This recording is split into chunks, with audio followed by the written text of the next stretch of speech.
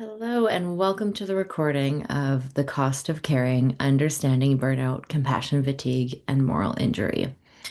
This presentation is going to focus on compassion fatigue, burnout, and moral injury, specifically for those in working in education and healthcare in Alberta.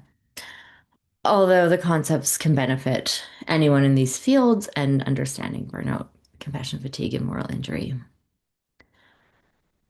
So a little bit about myself, for those who don't know me, is my name is Katie Turner. I'm a registered psychologist in Alberta. So I work with clients anywhere in Alberta as well as New Brunswick for therapy or psychology services. I also offer workshops, groups, and psychoeducational format and consulting for people all over North America and around the world. I have my own history with burnout, and it's also one of my areas of specialty. I work a lot with high achieving, highly sensitive, and empathic clients. The majority of my practice is with women, but I also work with men. And I have extensive training in trauma, treatment, recovery, working with the subconscious and unconscious mind, and really helping people just connect with what's getting in their way, getting over patterns of self-sabotage, and living the best life they can.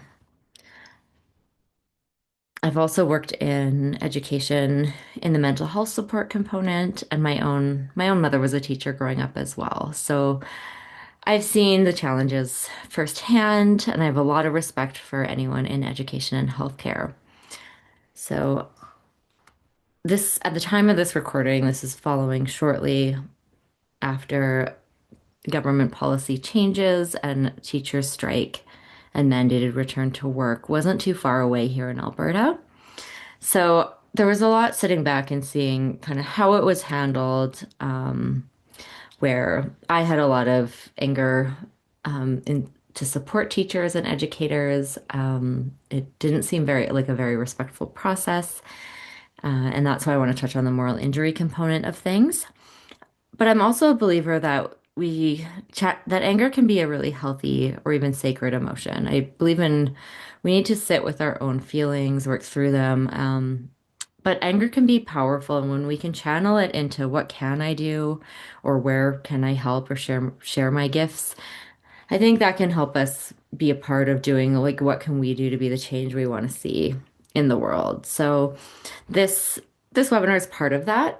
It's originally offered as a fundraising webinar. So it was by donation, and 100% of the proceeds of this webinar are all going to support Skipping Stones in Alberta.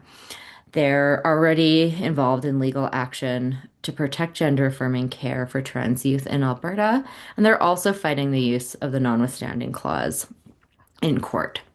So I thought that was a good way to channel that anger and support a helpful cause. And if you know a group who would find this workshop helpful, please pass it along. I'm open to running it again. And I'm also open to ongoing partnership opportunities with other nonprofits to continue to do fundraising webinars in the future. So, a bit about what we'll cover today. I'm going to talk about what burnout is, some of the signs and symptoms to watch out for, some of the different causes and contributors for burnout, as well as the signs and symptoms of compassion fatigue, vicarious trauma, and moral injury. And then we're going to do a brief overview of some of the steps we can take to take care of ourselves. So this workshop falls under psychoeducational format. It's not a substitute for your own personal mental health guidance by a qualified professional. So my hope is that this can give you some helpful information, and if anything does resonate for you, or if you think you need additional help, please take that to your own medical or mental health provider and use your own best judgment in seeking support for your own personal assessment and treatment needs. So a bit about what burnout is. Burnout is really a state of emotional, mental, and often physical exhaustion that's brought on by prolonged and repeated stress. The original research comes out of about the mid 70s, where it was really focused around workplace stress and for healthcare professionals in particular.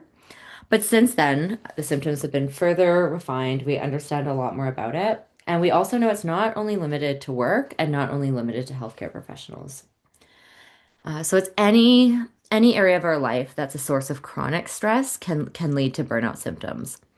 This can be things like parenting, relationship burnout, and caregiver burnout as well. For the purpose of this presentation, I'll focus on burnout in general, and I'll also dive deeper into the current context for educators and mental health care professionals in Alberta. It's also important to note that burnout is not a mental health diagnosis, so it's not in the DSM-5, which means often if you go to a doctor or mental health professional who doesn't have additional training in burnout, there is a risk of the burnout element being missed. Um, I'll get into more of the signs and symptoms of burnout, but one of the things that can happen is burnout can often be diagnosed as depression because when it's in later stages, sometimes it actually does lead to a depressive episode or it looks very similar. But understanding the difference is really important because treatment and recovery is different than with just depression alone. And if the element of burnout and that chronic stress over time is not recognized, this can make burnout symptoms worse. And I'll get into this later in the presentation. So, by definition, burnout is really an extended period of stress. So, this is longer term that feels like it cannot be relieved. So, if it's short-lived or a specific goal, it's usually not harmful. But if stress starts to feel never ending, and if it comes with feelings of emptiness, apathy, or hopelessness, it may be indicative of burnout. And the difference between stress and burnout is often a matter of degree. But the earlier we recognize the signs and symptoms, and the sooner we can do something to address the symptoms and create more sustainability where we can, the better and quicker we can prevent and recover from burnout. And burnout really, it can sound, it's a term that can get thrown around a lot, but it actually can have pretty significant consequences if it's not recognized and treated. So, with any, just like physical health, burnout, or any mental health symptom, really prevention and early intervention leads to better outcomes and faster recovery than waiting for things to get really bad. So I say that in most of my presentations is it's really common with our mental health that people will wonder like, should I even reach out? Is it worth talking to somebody? It's not that bad. Prevention and early intervention, if you have access to support, it's a lot, it can do a lot more than waiting for things to be really entrenched. So I really encourage people to reach out sooner rather than later because it often takes less intervention, less sessions to kind of get back on track. So in most cases, burnout occurs in three phases.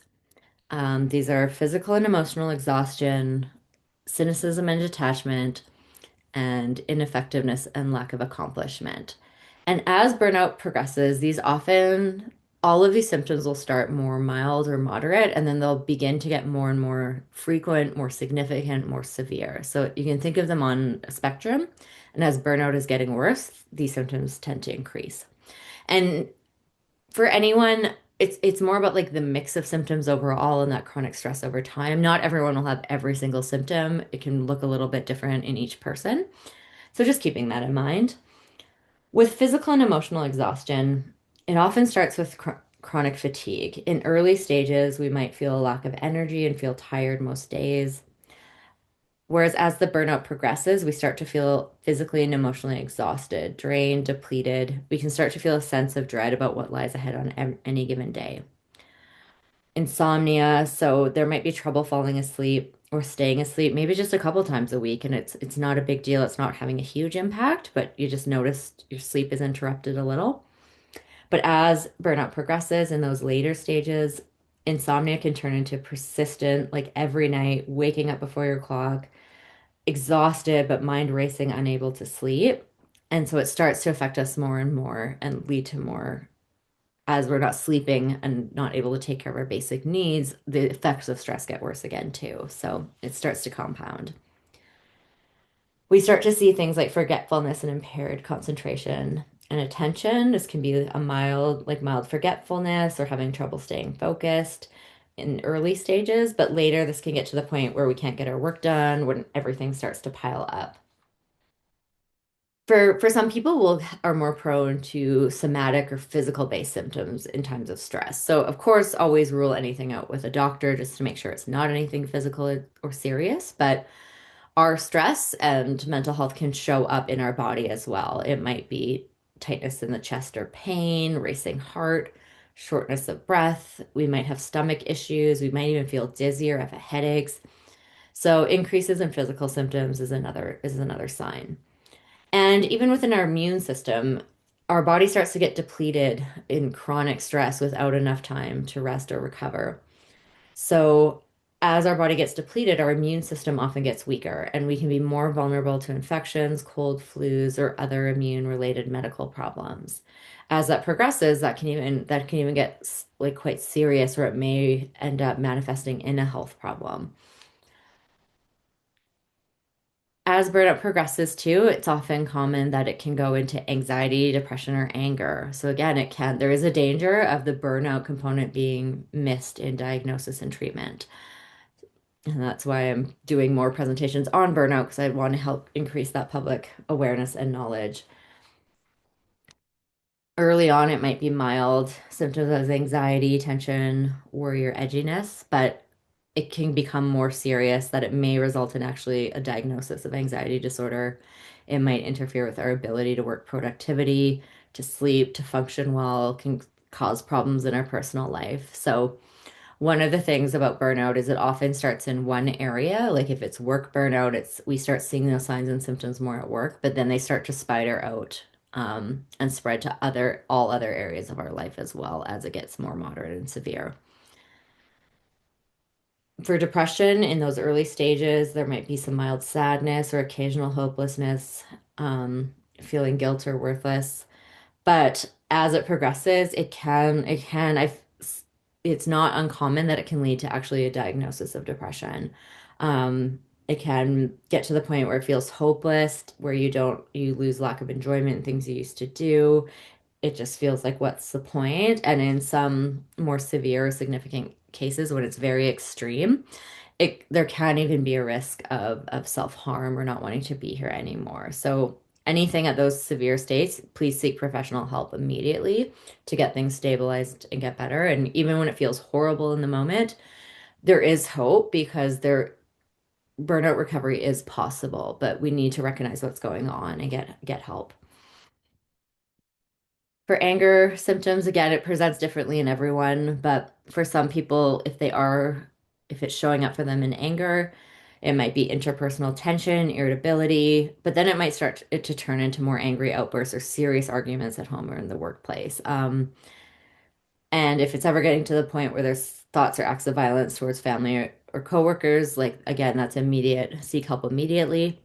But even if it's getting into the point where that anger is out causing problems at home in the workplace, it puts people at risk of potentially losing their job or potentially relationship breakdown or separation, divorce, like estrangement with children, strained relationships. So again, I think at those points, it's also worth seeing what help is available and what you can access. So the second phase in burnout too is that cynicism and detachment. So this is things like feelings of pessimism, might have an overly negative view about the world or our workplace. We can start to feel just really not like ourselves, and we can have an impact on our own empathy. We can feel insensitive, unmotivated, not interested, or just like a lack of commitment. We can often feel just kind of like hopeless or what's the point? And just it can really impact it, like in healthcare, it can impact that like bedside patient manner and connection. For teaching too, it might be, it takes a lot of capacity to have good relationships, to be our best self, to stay self-regulated. And as burnout progresses, we can lose that ability to keep showing up the way we want to, even if that's how we would typically want to be in our relationships when we are doing well. Um, Burnout often one of the most common ways it presents, and again, different for everybody, but it can often just feel like we're going through the motions or a bit robotic, kind of floating outside our body, but not feeling anything. Um, we can lose our sense of enjoyment in things we used to enjoy. And again, this is one of those areas where people often mistake that, like, oh, I don't feel like going out. I have all these goals I want to do after work, but I'm not doing them. I'm not socializing with my friends. There tends to be more public awareness of depression symptoms. So one of the risks here is that, and I see this a lot in my own practice, is that people will say, "Oh, I'm seeing these signs. This is concerning. I need to do something about it." And then they may force themselves to like work out, do more, see friends. And if it's getting into later stages of burnout, if we're in that moderate or severe stage, we actually need more rest and recovery as a part of a treatment plan. And there's a danger that if we are adding more and that is actually increasing the chronic stress, we can make burnout worse and we can make symptoms a lot worse. So that's why I'm really kind of passionate about bringing more awareness to burnout too.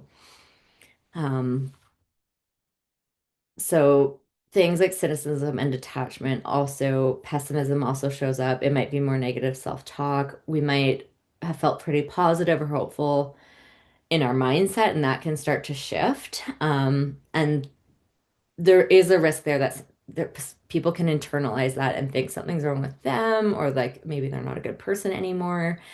And that's really not what's happening because I want people to have so much compassion for themselves and really understanding burnout and the causes. It's really important because then we can take a step back and see more like the system level and the stress over time that created these symptoms. It's not a personal failure, or it doesn't mean anything's wrong with us or we're not good enough.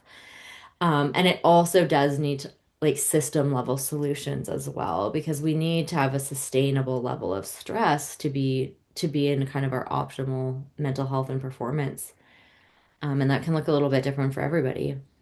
As burnout progresses, we tend to see more and more isolation. So again, there is that danger of really isolating yourself. And sometimes, like part of recovery, like that may be necessary to have the right rest and recovery, but it's just to know that that can be a sign and symptoms. And I talked about the detachment, just feeling connected from others or your environment. You might be kind of mentally checking out, like calling in sick more often. You might stop returning calls or emails or following up with friends, like just being really mentally checked out when you come home, those sorts of things. The third phase is really feeling ineffective and a low sense of personal accomplishment. And at this phase, people are typically feeling pretty frustrated and helpless. And the hard part with burnout, too, is that cognitively, we actually do start to lose cognitive capacity. We have more brain fog, memory problems, difficulties with focus and concentration. We make more small errors. The good news is with just burnout alone, though this is reversible, it is not permanent, but it is something to be aware of because as our cognitive capacity starts going down, we actually have poor productivity and it impacts our performance negatively. So it can become this very vicious self-perpetuating cycle where we're stressed, we don't feel like we have time to rest.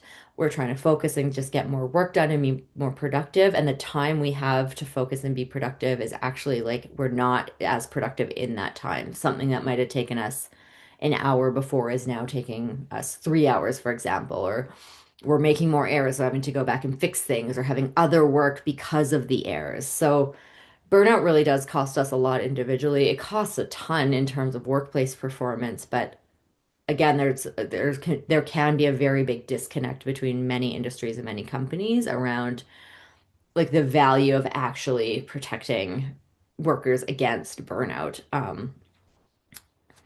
And I'll get more into some of the reasons that can be just to be aware of. So really anyone the symptoms manifest differently from one person to the next. So if you're not experiencing any of these problems, that's fantastic. But just keeping these warning signs in mind, because burnout really can creep up. It's kind of that slow boil piece of we often don't realize how bad it is when we're in it because it just comes like little by little by little. And so I'd often recommend kind of having this sense of like almost a gas gauge or a warning gauge of like green, yellow, orange, red to say like orange is getting into if we're having about 2 weeks of like I'm really not feeling like myself. I've got a moderate level of many of these symptoms, that would be the time I would encourage people of like, if you haven't done anything yet, something's got to give. Please look at this, get support, take a zoomed out picture to see what changes might be available, what are things you can do personally or in your overall schedules and responsibility to get some recovery. Once people start tipping into that red zone, that's usually crisis. That's where we may need like a medical leave. We This can start getting dangerous and crisis level. So sometimes things have to get to that point before we can give ourselves permission or get a break. Other times, there may be steps we can take earlier. And if we can avoid a crisis, it's always much better to not have to go through that. And so, just a bit about kind of burnout rates overall, and then I'll talk a bit about burnout rates within education and healthcare from more recent surveys and studies in Canada and Alberta in particular. I wouldn't be surprised if a lot of these statistics would be very similar in similar systems or similar cultures.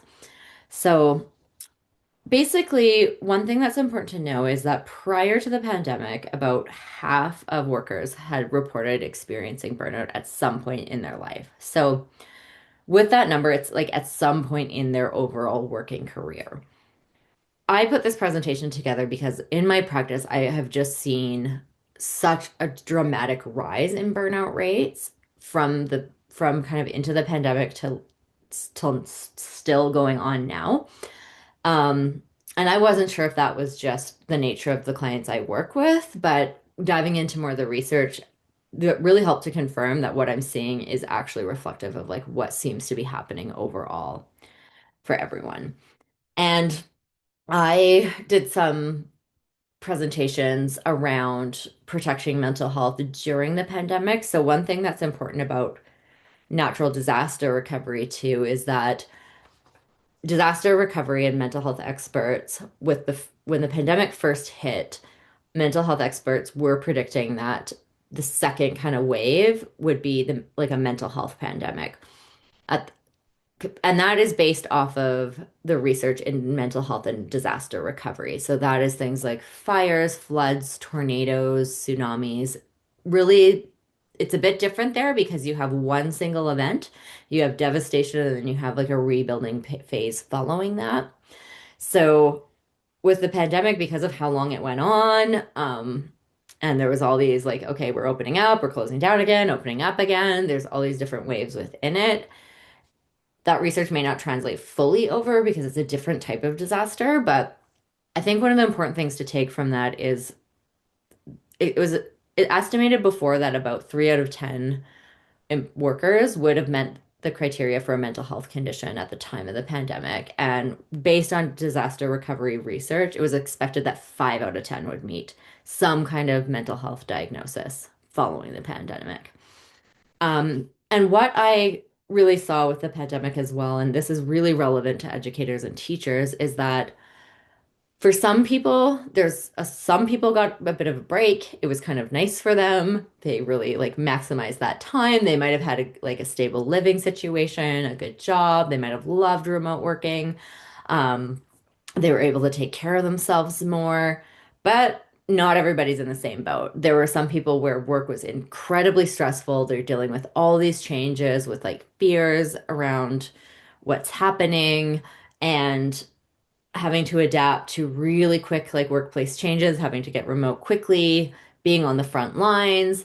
Um, and even out of healthcare education, what I kind of saw for many, many companies was kind of like once things opened up again, the majority of companies kind of I saw within the clients I work with was like, okay, like we're open up, like let's go. Kind of this like, okay, now we can really be productive now, where it didn't take into consideration many people's nervous systems were already very fried already. And there's likely other things adding to these numbers as well too. We have beyond the scope of this presentation, but even just social media, exposure to bad news, like world events, climate change, like there are lots of things that are kind of adding into increased mental health diagnosis or people recognizing symptoms in recent years as well.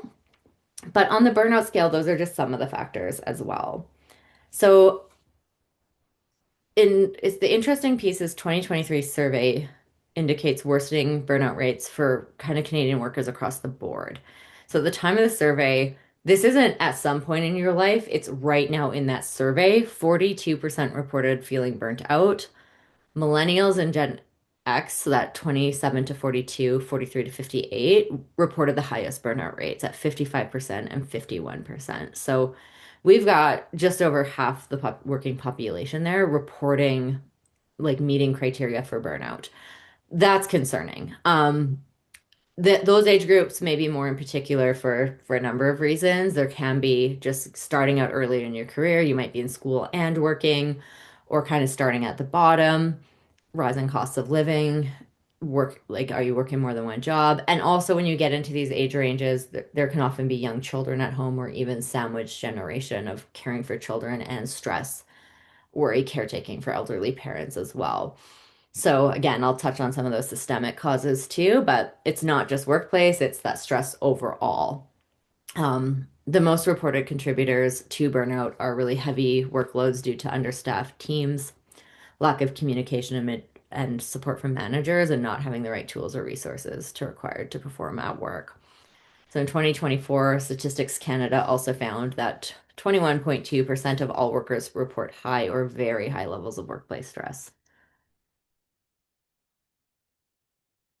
Yeah, and in terms of burnout in education and healthcare, I will have some links at the end of this presentation to some of the reports and research that has been done in recent years, 2023, 24, 25. Is that there are concerning, it's been found that mental health concerns for education and healthcare are higher, have been higher during and post-pandemic than other industries in general. And that's not surprising given kind of what everyone went through. I mean, teachers still had to work, they had to deal with remote workplace, unsure, like trying to manage their own families and children. Staff is on the front lines in healthcare. So highly stressful, higher risk of traumatic, like vicarious trauma happening there as well. And some in some concerning findings in Alberta education has found a significant prevalence of burnout among educators. So in a 2020 study, 90% of respondents indicated at least one category of burnout.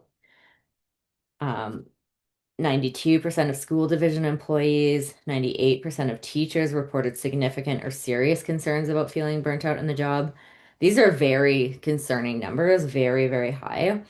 Um, 50% experienced compassion fatigue, and 80% were experiencing educator burnout. So there's really a critical need for interventions and support systems to address the mental health of educators and healthcare professionals in Alberta.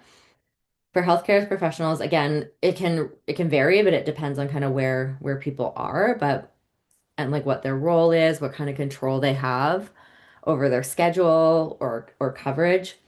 But I have a number of clients who work in in healthcare and education, and I've just heard so much about like the gaps in systems and how strained the system is and the stress around it's so much harder. There's so much more emotional weight to it to say like, okay, if I'm not, there's a lot more guilt or like internal pressure to feel like even if people want to set boundaries, to feel like they have to, or pressure to like keep working and keep doing more.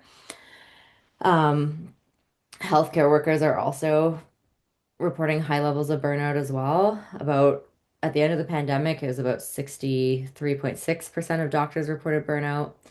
So, and again, it can be higher in different areas and levels as well, too. I've seen a rise personally as well, and I wasn't able to find as much research about healthcare and education as well. And I'll get more into the moral injury component as well too, because again, there's the overall systemic issues that are happening, but then there's also kind of the government response. And for those who aren't aware, when teachers were getting voting to strike, I mean, the government actually put money into public funding to basically like sway public opinion that teachers are like the problem in this. So there's a lot of concern of like, was there actually bargaining in good faith, which which really complicates like that burnout, moral injury, compassion fatigue, and recovery.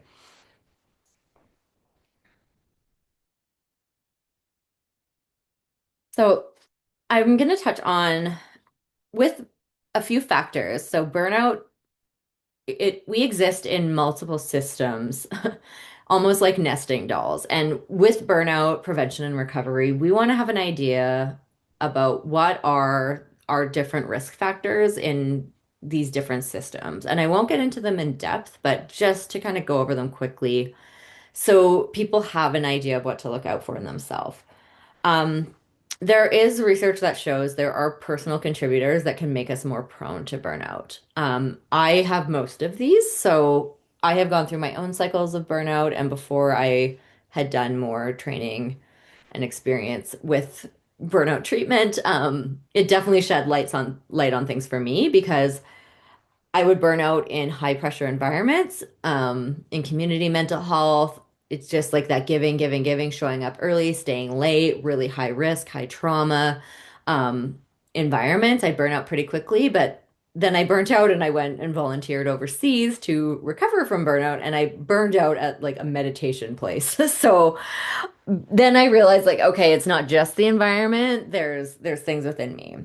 And I think the good news, bad news with personality factors is this is something we can work on more. Like these traits are not, they don't have to stay the way they are forever. We can work with them. The more we understand them, the more we work within them ourselves, we can learn to like set different boundaries, not take on as much guilt, communicate more directly, and set better boundaries for ourselves where we can so that we're less prone to burnout. And I think like the personal contributors are the ones we can control the most. So these are things like whether it's reading, self-help, therapy can help with all of these. Um, I also do want to say that I find it's more and more uncommon that people who have kind of professional or stressful jobs are able to go to work and have enough time to get their work done. Most people are existing in this level of like there is always more to do in work or just in life in general of like the to-do list is always there's always going to be more on it and we're never going to actually catch up. That we when we look at our personal contributors and work with that, it's like that gives us actually more control to say, like, okay, how do I live in this then and live in it in a sustainable way where I'm okay, where I'm connected, where I feel like I have enough time, where I can be more at peace living in this. Because it's very rare for people to actually have somebody else, like a manager or a workplace, where they're like, here's just enough work and we're not giving you any more. We're often having to push back against our own internal feelings of guilt or feeling like we should do more or trying to keep up in systems that we can't keep up with everything all the time. And we need to be sustainable. It needs to be a sprint, not a marathon, because if we go down, we can't help anybody else. So, things like if we score more towards perfectionism, if we tend to be more like pessimistic or have more tend toward anxiety, depression, and self-doubt, we can really get into anxiety around this like disconnect of like there's more to do. And there is a risk that we'll just kind of put our heads down, put blinders on, and try to like work our way out of it without seeing that there is no out. Like the reward for work is more work. The reward for getting things done is more things on the list. And we're heading to burnout. So it's more of saying like, what can I take on? Can I see the bigger picture here and what's actually sustainable? Like what might I need to say no to? What can I control within this? The avoidant conflict resolution style is people who have a hard time with direct, like assertive communication. That's not aggressive. That's just like an example might be if someone's piling things on you, like we need you to do this, this, this. Like we want you to take this on too, and you're like, well, there's no way I can actually do that in my work hours. Someone who could actually go talk to their supervisor to say, well, which of these would you like me to prioritize then? Um, and push back more and like hold their boundaries better, communicate, or sometimes it's even just communicating, like, this is actually everything that's on my plate. This is what's going to take me to get it done. So, what options are available? And if I'm working overtime, like, do I get that time back? Can I have a vacation after this? Like, what can we control? So those are some of the personal contributors. Some of the workplace ones, and again, I won't get into detail here, but it's just thinking of that like layer cake situation of if we have personalities that's prone to burnout, plus workplace, plus systemic factors, we're higher and higher risk. Um, but also, if we have a lot of workplace contributors, even if we don't have a personality that's prone to burnout, enough of these workplace contributors can stack the deck that anyone can end up burnt out too. So, unrealistic work expectations, not having enough time to get the work that you need to do done in a day is makes people about 70% more at risk of high burnout. So that's not a small number. That's big. So when workloads feels unmanageable, even the most optimistic employees start to feel hopeless, and this overwhelm quickly leads to burnout. If we have lack of control or autonomy, where it makes sense for us to have some control or autonomy and we're micromanaged, this also increases our risk of burnout. If we have poor instructions and lack of role clarity, oftentimes if we're it's a poorly defined task or unclear communication, it's not really clear of like what's my role, what am I supposed to be doing here, what am I actually expected to do, we can end up with more like going back and forth more, not knowing what like is this my job to take on or not. And that it can lead to lack of like psychological safety or discomfort at work, and it can also increase kind of workload and all the mental and emotional energy and trying to clarify and communicate too. Lack of support is a big one as well. So, employees who feel strongly supported by their manager and within systems, sometimes this isn't just manager. Sometimes we have like, I get this is a good manager, they mean well, but I can tell the pressure is coming from higher up, and the manager is really powerless to actually protect their team from that. So, people who feel strongly supported at work are by manager and higher ups there are 70% less likely to experience burnout on a regular basis. If they feel like their managers do not support them or treat them unfairly, again, a much higher risk of burnout as well.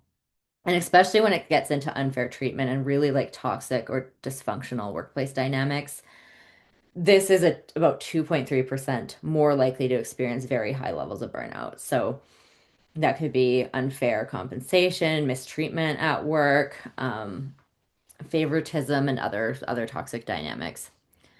Value conflicts, like having to feel like you have to work against your values, and I'll get more into this in the moral injury component of things. That can also add up and increase risk of burnout as well. Work-life balance is another one. So when work really starts to take up so much of our time and effort that we don't have energy to spend outside of work, like with relationships, friends, family, rest, self-care, we burn out more quickly. Um, and the interesting piece about this is it's not just like stressful, toxic work situations that contribute to burnout. There is research that finds that people who are really passionate about their work and see it as their calling are also at a higher risk of burnout because the problem there is like we can enjoy it so much and be so caught up in it, it can end up taking over too much of our life, and then we can tip over into burnout without realizing as well. There's also the risk of the systemic oppression and privilege factor. So we're going from individual to like workplace dynamic to larger cultural context and time period context. So it's really the role of the historical and cultural factors that privilege some groups over others. So it doesn't mean like you didn't work hard or you didn't deserve where you got, but it's that privilege is really the absence of an additional barrier being based on a member of a group, such as your race or ethnicity, like your gender, sexual orientation, your body size, any disability or neurodiversity. That just might make things more difficult. And we really can't ignore the role of this larger historical and cultural factors and systemic oppression that leave some groups more vulnerable to burnout and other negative effects or trauma than others. So we also exist in this really capitalistic corporate society. So there's this kind of implied meaning that it need to be value, we need to be productive, we need to be earning, like we need to earn rest rather than being inherently worthy. And also sometimes there's looking at things of there's many companies or places where there's like record profits going on, but they're for CEOs and investors and shareholders, but for they're stripping down to like bare bones teams and expecting people to do the role of like two or three people before and just really giving like unsustainable workloads. And but there's also fear of like, can I actually say no or am I going to get laid off? And so I think we have to acknowledge that we are living in these systems that really set up a lot of people to be very burnt out and overwhelmed. Um, and this isn't to make anyone feel hopeless or overwhelmed. It's not like systemic issues aren't going to be a problem that'll be solved in one generation. I think we can all look at where can we do the work that we can in sustainable ways where our mental health is still protected. If we do hold more privilege, how can we use that privilege to like support a better society for everyone? Maybe it is like just speaking up if we're not afraid, or we have other areas to like we don't maybe we don't need the job as much and we might be the one to say something more, or we might be connecting with your union, other people, like what are the possible options that are available. And so seeing the rig game isn't a neutral experience. You'll probably feel some feelings about it as you go through the world, spotting the ways the game is rigged and the ways the world is lying to you about the ways the game is rigged. This is from Burnout: The Secrets to Unlocking the Stress Cycle, which is really I'd recommend this resource as well.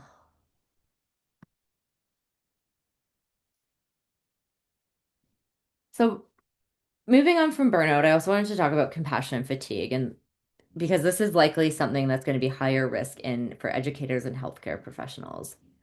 Compassion fatigue is really when someone becomes numb to the suffering of others. We're less able to feel or really display, connect with empathy towards other people, or we're losing hope in our ability to help. So it often affects healthcare professionals, soldiers, or really anyone who's regularly exposed to human suffering. So this is also in like therapists, it happens a lot, and especially if you're yeah, like in deep suffering work and more educators as well too, because it's getting a lot more complex in terms of classroom composition and the issues students are bringing in as well. And depending on where your school is, like what your classroom composition is like, it can happen anywhere. So it's really it's different from burnout in that like burnout is the extreme exhaustion from stress over time, but compassion fatigue is a lot more specific because it's really that connection with that deep suffering, and it's not a blanket response just to work. So it's been defined as the cost of caring for those in emotional pain, or a combination of burnout and secondary traumatic stress. And I'll talk a bit more about vicarious trauma as well. So, compassion fatigue signs and symptoms, again, looking at this slide, there's a lot of overlap with burnout symptoms. But again, it is that exposure to other suffering that is sets it apart from burnout alone. So, looking at those, it often comes with burnout too, so it can feel hopeless. We can also have some trauma symptoms in there, like flashbacks, hypervigilance, um, that feeling like a failure as a helper, emotional numbness. We might start losing our boundaries with personal and professional life, like maybe staying too late, maybe checking emails at times we shouldn't, working on things when we've really set time to take care of ourselves and not being able to like mentally separate it or even physically separate the work. Um, there can be a risk of more dysfunctional coping behaviors like using drugs or alcohol, just really feeling disconnected. So again, a lot of similar signs and symptoms, and it's just being aware of like what exposure you have to suffering in your work and knowing that if any of this is happening, again, it's not a personal failure, it's not anything wrong with you, you're not a bad person. This is a predictable set of symptoms or that presents differently in every person when we're exposed to suffering without enough time to process it with ongoing stress over time. Vicarious trauma is another component which may or may not apply to people listening to this, but I also did want to include it just because depending on the classroom context, but depending on where you're working in healthcare, there is the risk of vicarious trauma that can come along with burnout as well.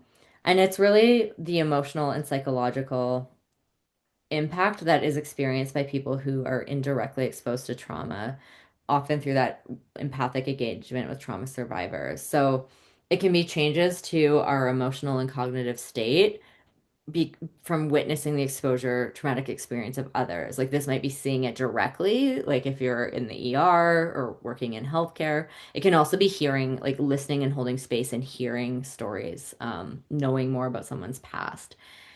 It's different from secondary trauma in that vicarious trauma is something it comes from our job or like what we're doing in our work rather than just indirect exposure to trauma. It's like a part of the role itself.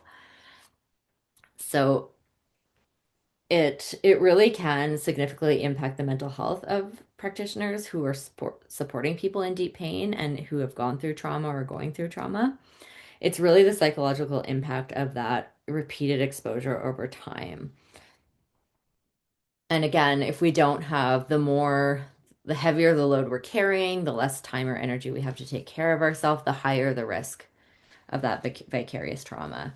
Like busy schedules, long hours, heavy workloads. If we have our own personal history of trauma, um, this can all add up and increase the risk as well.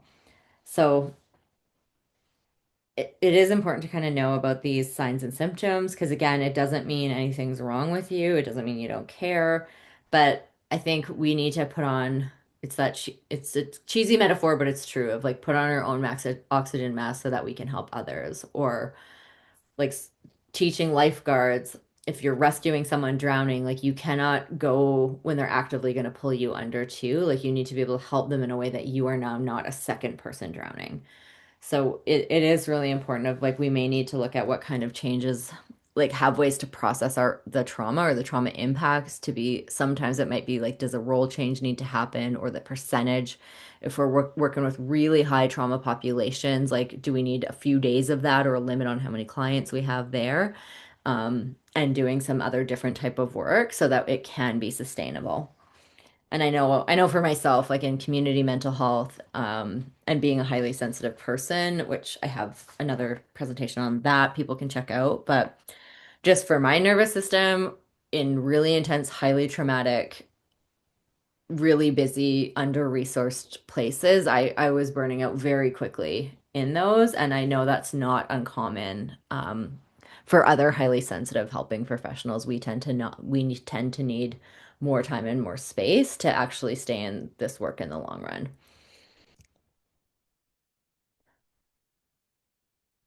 Some of the signs of trauma symptoms are things like it can overlap with PTSD symptoms, so it's avoidance of certain situations, places or topics. And at the extreme end, this could actually tip over into a diagnosis of post-traumatic stress disorder. So it is important to kind of keep an eye on it and not do what you can to get help. And if you might need to make some systemic changes, it can be bad dreams, nightmares, hypervigilance or safety fears, grief, anxiety, sadness, irritability, like morbid preoccupation, feeling drained, losing hope, running on empty, and again, that detachment. So, again, a lot of these overlap. There's just a little bit of differences in terms of the exposure to suffering and the exposure to the trauma aspect of things. I also, in putting this presentation together, I did want to talk about moral injury. Moral injury doesn't apply everywhere, but it really refers to the psychological, emotional, and spiritual distress that results from actions or lack of action, which violate individuals' deeply held moral beliefs or ethics.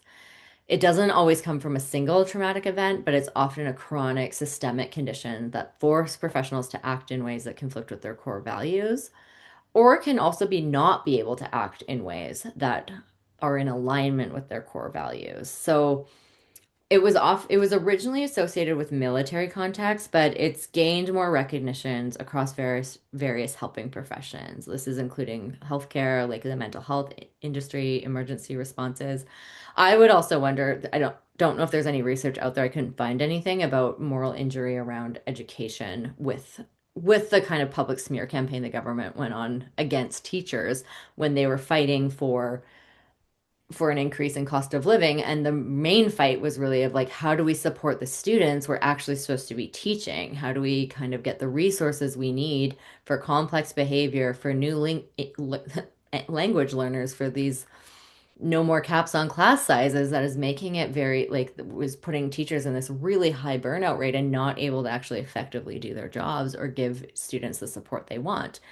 And I know in my experience in education is it's most people in helping professionals like healthcare, education, therapists, like usually we got into it because we're drawn to it, but we also want to help. So it's really tough when we're in this position of like not being able to help.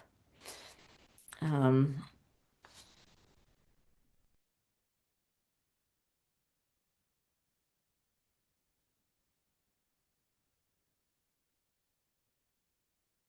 yeah, so things like with policy and funding cuts, like when governments reduce funding or increase caseloads, or if they're imposing like rigid policies, professionals can be put in a position and are being put in positions where they're unable to provide the quality or quantity of care that they really believe is ethically necessary. Um, they can be forced to ration services or like time, energy. You can deny access. You might have to discharge like clients or patients prematurely, not be able to get to people in time, not be able to help students or provide extra support or even provide this level of teaching you'd want to be able to provide. We're often pressured to prioritize like measures such as efficiency, compliance over the actual human needs of those we're serving. And it can really create a moral dilemma of like knowing what care is right, but being structurally prevented from being able to deliver it. The piece around like government disrespect and public messaging, if it's this can really undermine professional expertise. It can politicize healthcare and education or mental health. And then it starts to frame workers as expendable, lazy, or replaceable when that's really not what's going on. They're actually like fighting very hard and often the subject of funding decisions, funding cuts.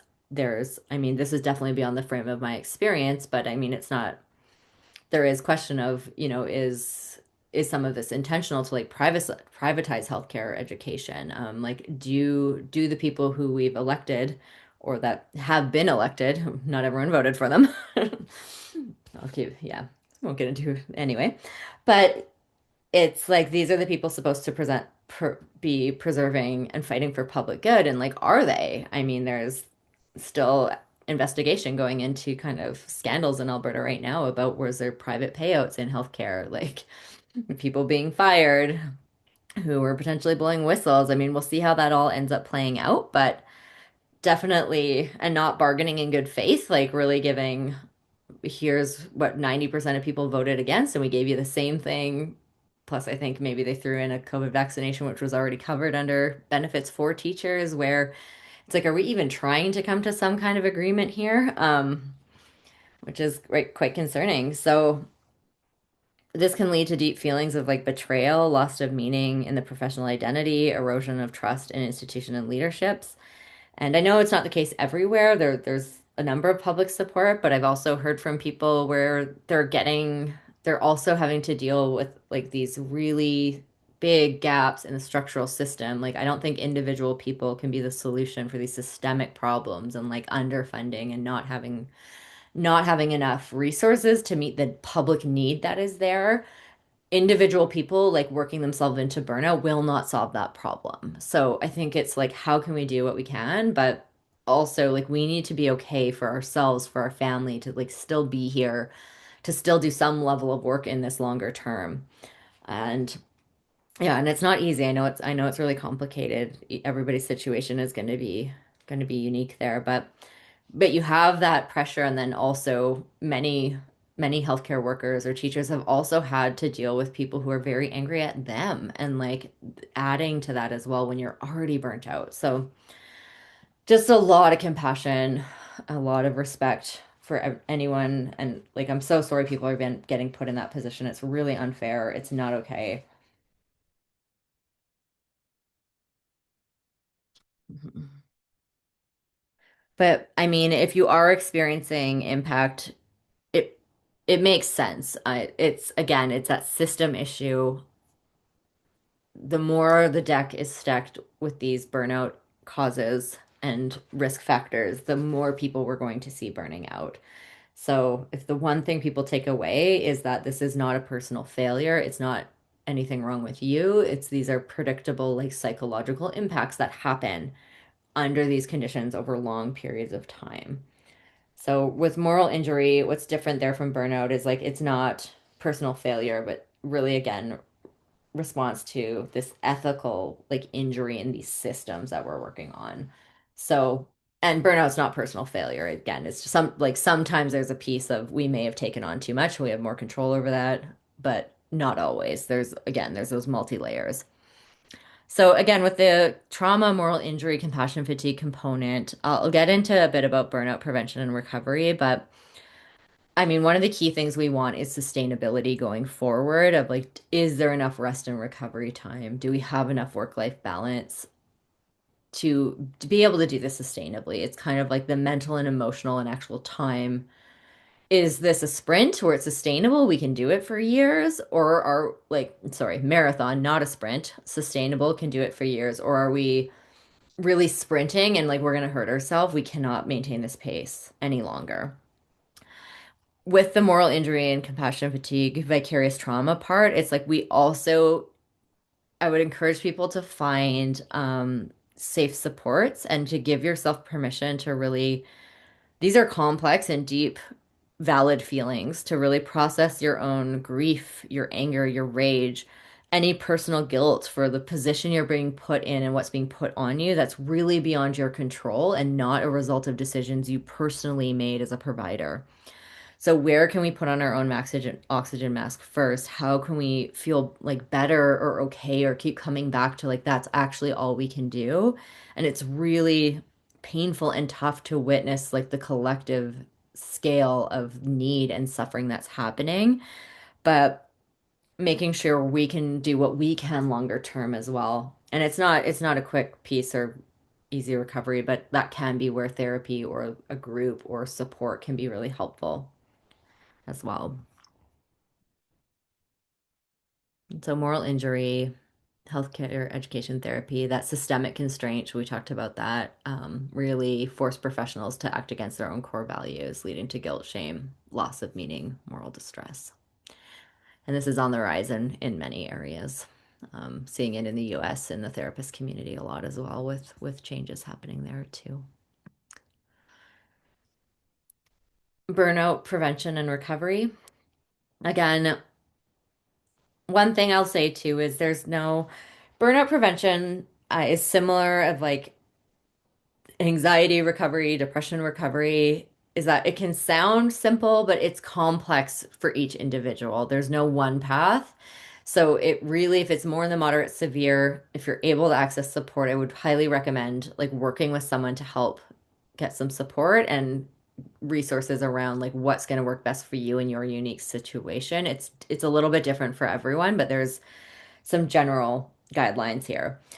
The first thing I'd say again, I talked about that, like how severe is this and what level of intervention do we need? Um, if it is more severe already, it's just like quick mindset change or like a little t coping tweak is probably not going to be enough at that point. Like that might be helpful later on in recovery. But the things we can look at are things like work-life balance. So, what are our self-care habits? Are we exercising, trying to get enough sleep, take healthy eating, engaging in hobbies or other activities, and like turning our brain off and not trying not to think about it later. Um, because again, we want to work almost other neurological gears in our brain and not just be doing this using the same thinking patterns over and over again as well. One of the best things we can do is really processing the stress response in our body. So if you've ever seen an animal go and get startled and go into a freeze state, they often, like a cat, will freeze, look around. When there's no threat anymore, it'll shake its whole body and then just go back to full relax. And humans, with our advanced cognitive capabilities, we're often thinking, problem solving, okay, what should I do? Or maybe I could do this, or I could try this. And though we're dealing with the problem, but we don't process the stress response. So, we'd probably be like shaken all day long and then, whoo, relax. But we don't go back into that relaxation stress automatically because we can override that with our brain. So we also need to complete the stress response. We need to process it. So that is really like 20 to 30 minutes of a regular working day to process the effect of stress in our nervous system. It's really like digesting that cortisol, adrenaline stress response so it's not piling up more and more. And again, sometimes it's like the system is too stressful, too overwhelming that exercise alone is not going to cut it anymore. So I'm not dismissing that. But it might be walking, yoga, shaking, dancing, exercising. Like that's one of the best things we can do. And the research around anxiety, depression is like mild or moderate depression or anxiety, even 20 to 30 minutes of physical movement 4 to 5 times a week, just getting your heart rate above resting is just as effective as taking medication. So, and there's usually less side effects to worry about and more positive impact with it.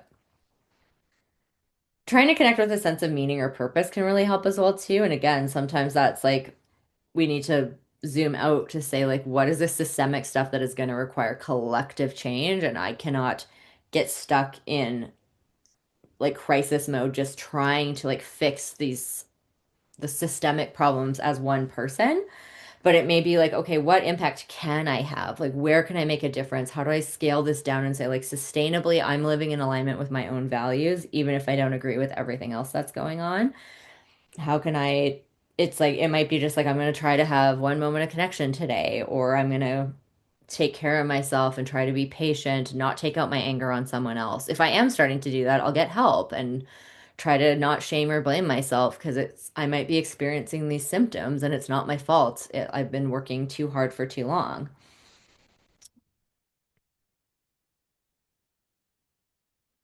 Sometimes looking at things of like if we might redefine success, if we have a larger project, breaking it down into smaller steps might help. Yeah, again, those basic self-care is really important, like trying to get enough rest, trying to eat well even if we don't feel like it, because sometimes we, as those burnout symptoms progress, it can be similar to the depression in that some people may lose appetite and start losing weight. Some people might emotionally eat and start gaining weight, but trying to like have healthy meals or snacks, even if they're easy, like low effort things, just making sure we're getting enough like nourishment. Our body needs those like vitamins and minerals as like building blocks in our brain and nervous system. So really those foundational things. The more we can try to aim for positive coping. There's some things that are really in the moment, quick and easy to reach for that we may feel better or relief in the moment. It might be like a drink or two after work. It's alcohol's a depressant, so it can help us relax, but it has over time it doesn't help us. Like it's a depressant, so it can make us more depressed. We might end up with substance issues. It interrupts sleep. Like there's a host of reasons why it is not good for our brains and bodies long term. It might be like that revenge bedtime procrastination and you're paying that on sleep deprivation the next day, or shopping to avoid feelings. Really just trying to balance out to say, like, okay, is there something I can do, even if I don't feel like doing it right now, that I'm going to feel a bit better now and I'm also going to feel better in the long run? That might be like a short gratitude practice, a meditation practice, like taking a walk instead, calling a friend, like something that helps you feel better, not just in the moment, but longer term. With resiliency, it can be looking at what steps we can take and focusing on like what is within my control. It can't change the entire system on our own, but it's like maybe we can talk to a few people to say, hey, write your local, like write someone in government, be a part of this petition. Um, where are you, who are you voting for and what policies? Where what changes might we be able to make even if we're not leaving our job. It might be saying like, okay, could I get some other training and make a change at some point? Is it would if I shifted a role, if I went down in terms of how often, like from full time, am I able to scale down a little bit? Sometimes it might be getting out of like if I'm in this on call and it's chronically understaffed and I could either work on my boundaries and feel better about saying no and doing what I can, or I might need to move to maybe like a family practice or somewhere where I'm covering a different area where I can actually have that like more boundaries built in. And so again, everybody's situation is going to be unique, but sometimes even if we're staying in the same situation, if we can say like, okay, I do have some choice in this because it's not fair. I don't agree with what's happening, but I've I've looked at the options and this is still the best thing right now. And how can I kind of make the best of it right now? Is there individual work I can do around that? And some of it might even just be like, how can I change my expectations for myself? Like if classroom conditions are unmanageable and the resources aren't coming, like of course that's really hard and it's not fair and it sucks. And how do we give ourselves space to move through those emotions and maybe change our own expectations of ourselves to say, well, if this was anybody else getting into this field, if this was like a niece or a nephew or like my son or daughter, and I was giving them advice on how, like, what's actually a reasonable expectation here, given the systemic issues, it's like, how can we let ourselves be like, you might just be a body in the room, and like, that might have to be good enough unless something else shifts. And so there is a quote from Viktor Frankl I like as well of he wrote Man's Search for Meaning and it was about his experiences surviving the concentration camps. And he talks about how the last human freedom is the ability to choose one attitude in any set of circumstances. We can always choose how to react. And so sometimes it might just be like, okay, even if it's really terrible, and I don't think it's about just accepting what's going on, again, using that anger, like that sacred rage to be like, where can I be part of the change in a sustainable way? But also larger scale changes take time. Like this might be multi-generational work, and how can we be okay and show up as our best and keep our like nervous systems regulated and mentally healthy in these times? And so the other part is around like boundaries and assertive communication. And I talked about that a bit as well. As well, it can be saying like, where can we hold boundaries? Is it like not volunteering for other things, setting limits on like I will work within these hours, I will focus on like the priorities in that. I might run it by a supervisor or someone else, but I'm not available outside of that. Can we turn off phones, work emails? Like I'd be curious about how much of the burnout piece is just this like cell phones, smartphones. We're just so constantly connected all the time, and that is not good for our brains and nervous systems. Like we need time away. And so if you can set those for yourself or communicate those at work, that helps as well too. And really, like good quality relationships are really important as well. Socially connected people, there's long-term health impacts for it. It tends to buffer against the effects of like poor diet, smoking, even alcohol use. People who feel really socially connected, like it improves our physical and mental health quite well. And so it can really act as a buffer against burnout as well. So it's positive relationships, whether this is with like people at work or colleagues or even just in our personal life. So don't be afraid to get support and access whatever support you can and healthy support, like healthy, balanced human connection. And sometimes we might need to set boundaries where people are draining us or where we don't have the capacity to keep like holding more on top. So really, it's just want everyone to take away that it's really normal to be emotionally affected by current events, and especially in these industries and work areas. So, but there are steps we can take to help us cope. So, really being aware of the signs of burnout, compassion fatigue, and vicarious trauma, as well as moral injury. It can help to reflect on our own personal workplace and those larger societal causes to see like where are we at risk? What might be in our control to change or work on over time? And really doing what we can to take care of ourselves, setting boundaries like within ourselves, and it might be with others or at workplaces where we can, and knowing when to seek support. I also wanted to add some other potential resources, especially in Alberta for educators, healthcare professionals. It might be saying, do you have an employee assistant program? Personal benefit plans can be another resource. Can be community resources. And the other thing, sometimes in terms of the boundaries, one thing that often comes up when I'm working with people one-on-one in any workplace is that in an ideal world, every company would be following kind of human rights laws and would not be discriminating against mental health or taking a leave. However, I also live in the real world and I understand that some places are great about that and some are not. And so that is often a very real consideration to make. And I can't comment on like every company or where, but I think it can be sometimes it can be helpful to kind of see how has this company responded to other people? Have other people taken leave and come back? One of the things I would kind of wonder too is some of the kind of news snippets I saw too was things about like almost the government penalizing if someone's going to be absent or something, we're going to look at this and they might not have their job later.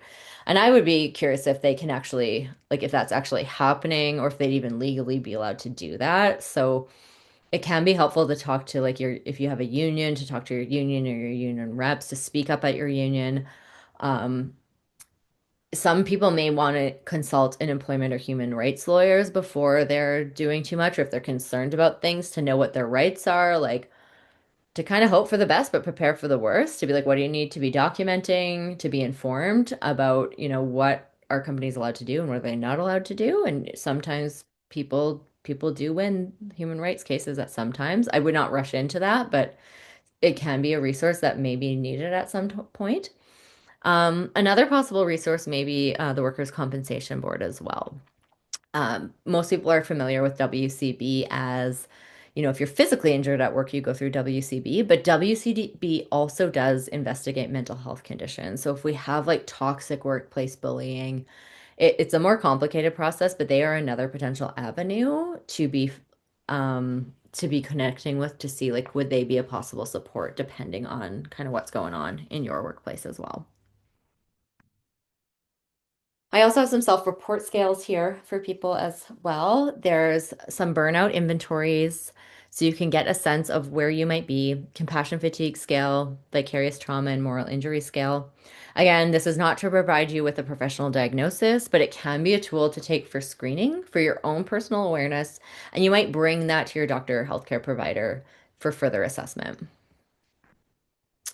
These are the links for the reports I talked about and the studies for Alberta within education and healthcare, so you can check those out directly if you would like to. And if you want to stay in touch, you can find out more about me through my website, through email. My phone number is there. I typically cannot answer the phone unless I am expecting a call, so it's usually easier to leave me a voicemail or email me so we can set up a time to connect. And I'm also on social media, so you can follow me. I'd love to hear if you want any more community events, if you have a group that you think would benefit from this presentation. Again, I'm open to running it again. Yeah, so thank you so much. I hope it's been helpful. Feel free to comment or send me you can email me with any questions. If there's more presentations you'd like to see in the future, I am open to feedback on those. I can't answer any like therapy related questions. So if it's more general, I can look to address that. So I hope that's been helpful. Thank you so much and have a great rest of your day.